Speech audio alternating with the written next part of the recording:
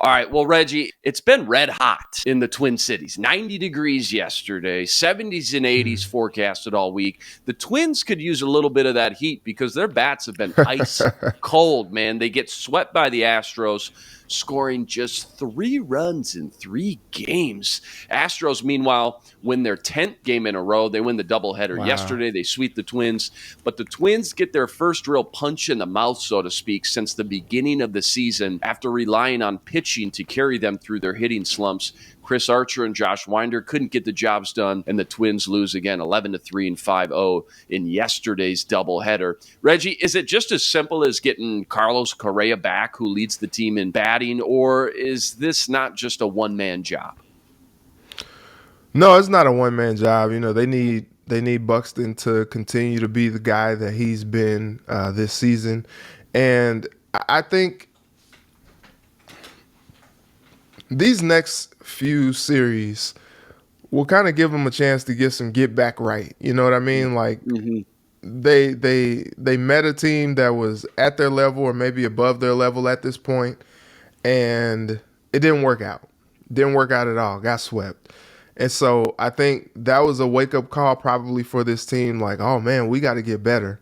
You know, we say we have championship expectations, but then we do this. And it's just like, well, like, we got to go back to the drawing board. We got to figure some things out.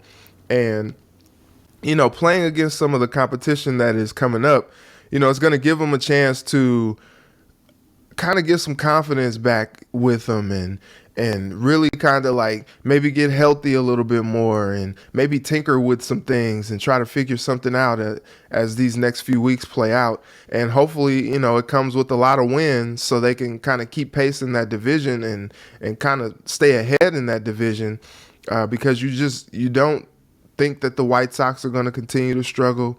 You know, not sure what to expect from Cleveland. I guess we'll see what happens with that series this weekend. And so they've got some work to do, but you've seen the pieces, you've seen the stretches before, you know, during this season to kind of make you think that like they can turn some things around and they could be a good baseball team. The Twins ranked 17th in batting average, 20th in runs scored so far from lighting the world on fire by any means. And if you're going to find yourself in first place after those kind of numbers offensively, it means your pitching has been carrying your team. And that's exactly what's happened for the Twins up to this point.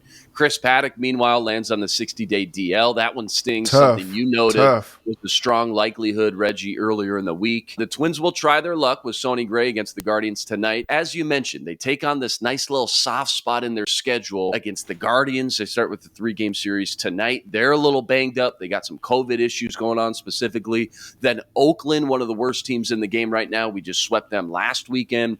And then Kansas City, Detroit, Kansas City, Detroit. That's a stretch of 21 games where you hope the Twins can make some damage before things start to get real again with Yankees, Blue Jays, Red Sox. I mean, it gets really tough. So this is a great time to tinker and just kind of compare and contrast, switch guys up in the lineup, whatever you got to do. Let Rocco Baldelli get creative. This is that time right now. Hopefully you can find some momentum and keep that first place ground during this stretch before, again, things get pretty tough and we start to get kind of in the thick of the summer. First of a 3-game series with Cleveland. That's first pitch tonight at 7:10 right here at Target Field.